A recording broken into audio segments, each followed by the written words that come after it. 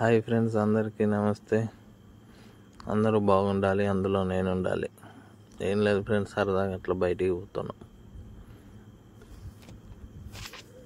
ఎక్కడికంటే మా ఊరు బయట ఒక చిన్నదేం కాదు, పెద్ద కొండలు అడవి ఉంటుంది.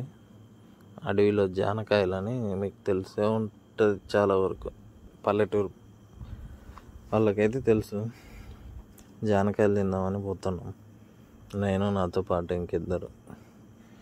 అటు బయలుదేరంగానే బర్రెలు అడవికి పోయి వస్తున్నాయి.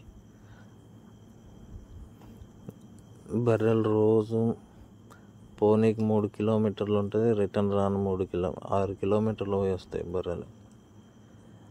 బర్రెలను గాయడం అంటే అంత ఈజీ కదా, చాలా కష్టం. అవి వాటికి బ్రెయిన్ సరిగా ఉండదు కదా మనలాగా. బ్రెయిన్ ఉన్న మనమే తప్పులు చేస్తున్నాం, ఈ శైలాల్లో పడతాయి. చూడండి, వర్షాలు లేక సొద్ద వేసి ఉన్నారు అందరూ. వర్షాలు లేవు, ఏమీ లేవు, అన్నీ ఎండిపోతున్నాయి. ఏం చేయాలి ఫ్రెండ్స్, కాలం ఇట్ట అయిపోయింది. చూడండి, సగం మొలిచినాయి, సగం మొలవలే. పైన చూస్తేనేమో మేఘాలు ఉంటాయి, కానీ కింద పడదు. వారం నుంచి ఇదే పరిస్థితి. ఆకాశాన్ని చూచు ఎప్పుడు పడతాయి ఆ వర్షం అని చూస్తూ ఉంటారు మా ఊరోళ్ళు రోజు. చూడండి, ఎదురు కనబడి ఆ కొండల దగ్గరికి పోతాం ఇప్పుడు. అక్కడక్కడ ఫోటోలు తీసిన నీట్గా కనపడతాయని. మరి దారుణంగా ఉంది ఈ సంవత్సరం పరిస్థితి. చూడండి, బర్రెలకు సొప్పకు కూడా నీళ్లు రావడంలో బోర్లకి ఎండిపోయినాయి మొత్తం. అడవి దగ్గరికి పోయినాం, కనపడేది అడవిలో ఉంటాయి ఇప్పుడు జానకాయలు. ఈ సంవత్సరంలో ఒకసారి దొరుకుతాయి, రేరుగా దొరుకుతాయి. ఇవే చాలా చిన్నగా ఉంటాయి, చూడడానికి టేస్ట్ మటుకు మస్తు ఉంటాయి. మీరు ఎప్పుడైనా తినంటే కామెంట్ చేయండి, మీ ఏరియా ఎక్కడనో కామెంట్ చేయండి. అవి పచ్చిగా ఉండేవి ఇట్లా ఉంటాయి, అవి పచ్చివి.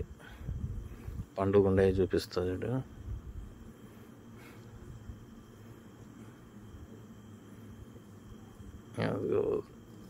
అది ఇవి పండుగ.